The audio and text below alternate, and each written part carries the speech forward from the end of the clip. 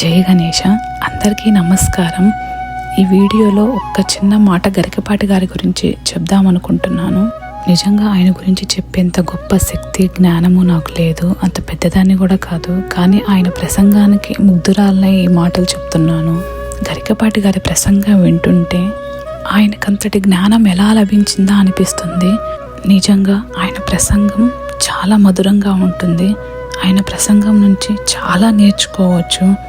మంచివాళ్ళు గొప్పవాళ్ళు అవుతారు, చెడ్డవాళ్ళు మంచివాళ్ళుగా మారుతారు. గరికపాటి గారు ఎప్పుడు ఒక మాట అంటుంటారు, ఈ కలియుగంలో మోక్షం పొందాలంటే భగవన్ నామ స్మరణ ఒక్కటే మార్గం అనేసి. నాకేమనిపిస్తుందంటే ఆయన ప్రసంగం విన్నా కూడా మోక్షం కలుగుతుందేమోనని. నేను ఎప్పుడూ వంట చేస్తూ లేకపోతే భోజనం చేస్తూ ఆయన ప్రసంగం వింటూ ఉంటాను. మొదట్లో మా పిల్లలు విన్నప్పుడు ఏంటమ్మా ఇది పద్దాకులు ఇదే వింటుంటావు అనేవాళ్ళు.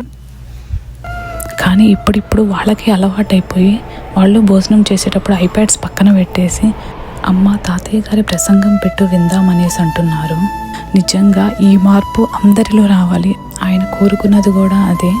ఈ కలియుగంలో ఇలాంటి జ్ఞాని మనకు దొరకటం ఒక వరం లాంటిది. నిజంగా చెప్పాలంటే మనకు ఒక సంజీవని మెడిసిన్ ఇది. ఈ సంజీవిని అందరూ పొంది అందరికీ మోక్షం కలగాలని కోరుకుంటున్నాను. సర్వే జన సుఖినో భవంతు. ధన్యోస్మి.